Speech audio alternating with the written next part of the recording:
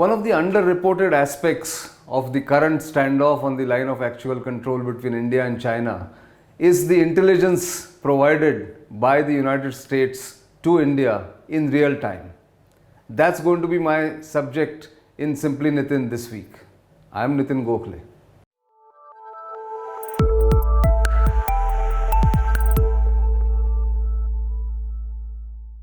So the real-time intelligence that I spoke about is provided by the United States, given its superior, both numerically and technically, intelligence that it gets from various military and civil satellites in any part of the world. During the standoff, which began in early May 2020, the Indian intelligence agencies like the Aviation Research Center, the NTRO, the National Technical Research Organization, and of course the ISRO have been gathering satellite imagery, other technical intelligence, electronic intelligence, but it is the Americans who provided much more detailed imagery in real time to Indian intelligence agencies and of course to the Indian military.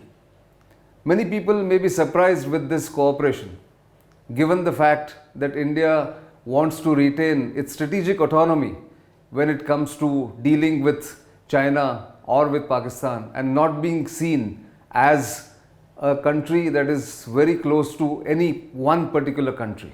But this is not something that is unusual. I want to take you back to 1962.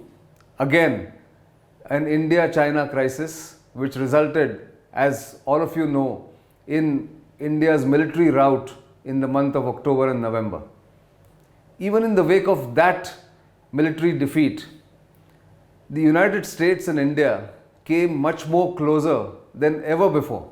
In fact, much closer than they are right now, I would venture to say, in getting intelligence on China in real time. And that happened in the middle of the war, which ended with a unilateral ceasefire declared by China on 21st November 1962. On 14 November 1962, barely a week before the war ended, India formed one of its most ultra-secret organizations, the Special Frontier Force, made up entirely of volunteers from the Tibetan community. But that is not all. Actually, it is the CIA, the Central Intelligence Agency, one of the world's most well-known intelligence agencies, and IB, the Intelligence Bureau. That time just the IB was in existence. The RNAW, the Research and Analysis Wing, India's foreign intelligence agency, was yet to take birth. Therefore, CIA and the IB actually undertook a three-pronged scheme to spy on China. And this is how it happened. The SSF, as I mentioned, was formed. Then the Aviation Research Center came up in 1963, and it came up, of all places, in Odisha at a place called Charbatia, which is now well known for the Aviation Research Center base that operates spy planes from that state, which is located in eastern India. At that point in time, very few people knew that the base, codenamed Oak Tree, was located at Charbatia. The Americans supplied 8 C-64 planes and some more smaller planes for India, or the Aviation Research Center, newly formed Aviation Research Center, to fly overhead missions in Xinjiang and Tibet to get technical and photographic intelligence for India. That was one part. The second part was that the IB and the CIA collaborated in forming a force called Mustang Force, made up again completely of Tibetan refugees, young Tibetan men and women, based in Nepal, ostensibly trained to go inside Tibet and launch an insurrection against the Chinese occupation. That, of course, never took off, despite well-trained men and women by the CIA and operatives of the IB. That failed spectacularly because very few people ventured to go across into Tibet from Nepal. But there was another smaller force which was trained in the United States. About 150 Tibetans were trained jointly by the CIA and the IB at Colorado for them to be parachuted into Tibet.